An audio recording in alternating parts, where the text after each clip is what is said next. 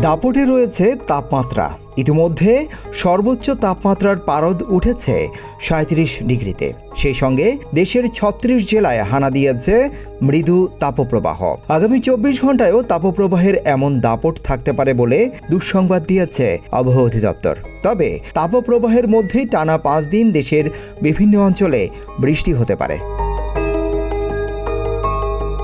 জানা গেছে, বর্তমানে ফরিদপুর, মাদারীপুর, টাঙ্গাইল, চাঁদপুর, ফেনী ও পটুয়াখালী জেলাসহ রংপুর, রাজশাহী, ময়মনসিংহ ও খুলনা বিভাগের উপর দিয়ে মৃদু তাপপ্রবাহ বয়ে যাচ্ছে।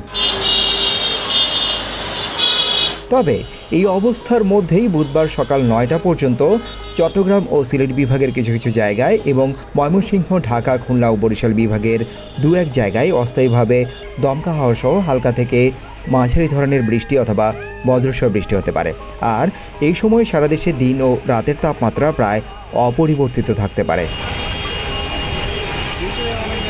বৃহস্পতিবার সকাল ৯টা পর্যন্ত চট্টগ্রাম ও সিলেট বিভাগের কিছু কিছু জায়গায় এবং রংপুর, রাজশাহী, ময়মনসিংহ, ঢাকা, খুলনা ও বরিশাল বিভাগের দু-এক জায়গায় অস্থায়ীভাবে দমকা হাওয়া সহ বিদ্যুৎ চমকানো বা হালকা থেকে মাঝারি ধরনের বৃষ্টি অথবা বজ্রসহ বৃষ্টি হতে পারে। পাশাপাশি এই সময়েও তাপমাত্রা প্রায় অপরিবর্তিত থাকতে পারে।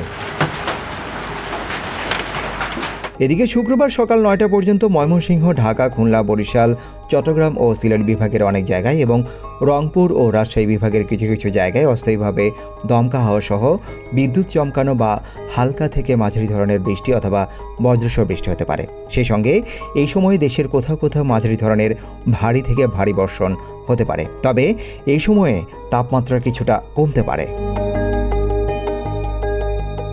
সিদ্দিকুর রহমান, রোমন, প্রতিদিনের বাংলাদেশ।